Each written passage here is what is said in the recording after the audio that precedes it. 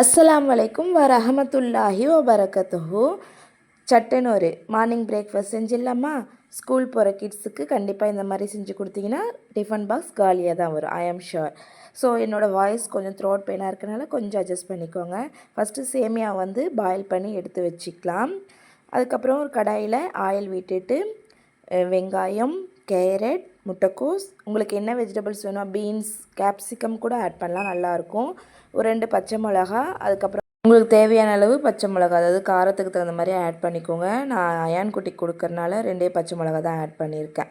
So அதோட தேவையான அளவு சால்ட் ஆட் பண்ணிவிட்டு வெஜிடபிள்ஸ் பார்த்திங்கன்னா ஃபுல் குக் ஆக வேண்டிய அவசியம் இல்லை, ஆஃப் பாயில் ஆனாவே போதும்.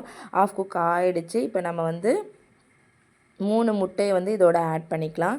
முட்டை நல்லா ஸ்க்ராம்பிள் பண்ணிக்கோங்க.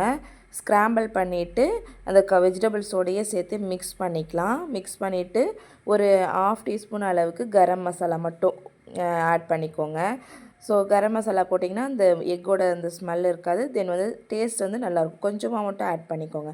ஆட் பண்ணிவிட்டு அதோடு நம்ம வடித்து வச்சுருக்கோம் இல்லையா சேமியா, அதையும் இதோடு சேர்த்து ஆட் பண்ணி நல்லா கலந்து கொடுத்து நம்ம இறக்கணும்னா சூப்பராகவே ரெடி ஆகிடும். இந்த டைமில் நீங்கள் வேணும்னா சோயா சாஸ் கூட ஆட் பண்ணிக்கலாம், லைட்டாக பெப்பர் பவுடர் ஆட் பண்ணிக்கலாம். நான் அயானுக்கு கொடுக்கறனால இதெல்லாம் ஸ்கிப் பண்ணிவிட்டு செஞ்சுருக்கேன்.